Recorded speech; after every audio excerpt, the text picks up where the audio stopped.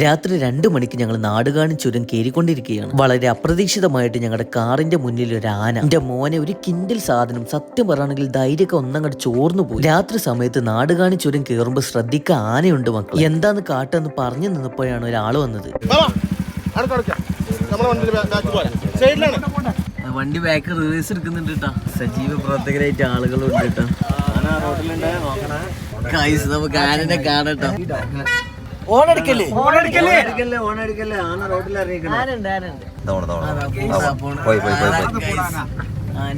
അവിടുത്തെ ആളുകളുടെ ഇടപെടൽ കാരണം ആനയൊക്കെ അതിന്റെ വഴിക്ക് പോയി തുടങ്ങി. അത് മാത്രല്ല, നമ്മുടെ കൂടെ ഉണ്ടായിരുന്ന നമ്മുടെ മജീദക്ക് ധൈര്യം തന്നുമ്പോ ഒന്നങ്ങോട്ട് ബൂസ്റ്റ് ആയി. പുള്ളിക്കാരനൊരു നമ്മുടെ ഫോറസ്റ്റ് ഡിപ്പാർട്ട്മെന്റിൽപ്പെട്ട ഒരാളും കൂടിയാണ്. ഏതായാലും അതിരാവിലെ 3-3:30 ആയപ്പോഴേക്കും ഞങ്ങൾ ഊട്ടിയിലെത്തി. രാവിലെ നല്ല അടിപൊളി ഊട്ടി ചായ, അല്ലെങ്കിൽ നല്ല കിണ്ണം കാച്ചിയ കട്ടൻ ചായ. ഊട്ടിയിലാണെങ്കിൽ നല്ല ഒടുക്കത്തെ തണുപ്പാട്ടാ. ഊട്ടിയിൽ ഇപ്പൊ ഇത്രയും തണുപ്പ് ഒരിക്കലും വിചാരിച്ചിട്ടില്ല. ഈ ഒരു തണുപ്പത്ത് നല്ല ചൂട് ദോശ കഴിച്ചാൽ എങ്ങനെയുണ്ടാവും? നമ്മുടെ ആഷിക്കും നാസറാക്കും ഒരേ നിർബന്ധം ചട്നിയും ദോശയും കഴിക്കുക. നമ്മുടെ മജീദക്ക് സ്റ്റൈൽ ഒന്നങ്ങോട്ട് മാറ്റി പിടിച്ചിരിക്കണം. നല്ല ചൂട് പൊറോട്ട കിട്ടിയപ്പോ മൂപ്പർക്ക് പിന്നെ വേറെ ഒന്നും വേണം. രാവിലത്തെ ആര് ചായയും കടിയും ഒരു 1.5 കിളി പറഞ്ഞ ഐറ്റം തന്നെ. ആ ഒരു ചൂട് ദോശന്റെ കൂടെ ചട്നി ഇങ്ങനെ മുക്കി കഴിച്ചാലുണ്ടല്ലോ മോനെ, ജിൽ ജിൽ ജിക. ഏതായാലും ചായ കുടിച്ച് പുറത്തിറങ്ങിയപ്പോ നല്ല കോടമഞ്ഞുണ്ടായിരുന്നു. സത്യം പറയാലോ, ഇത്ര തണുപ്പ് പ്രതീക്ഷിച്ചില്ല, അല്ലെങ്കിൽ ഒരു കോട്ട് എടുക്കായിരുന്നു. അപ്പൊ ഊട്ടിയിലെ വിശേഷം കഴിഞ്ഞിട്ടില്ല, അടുത്ത എപ്പിസോഡിൽ കാണാം.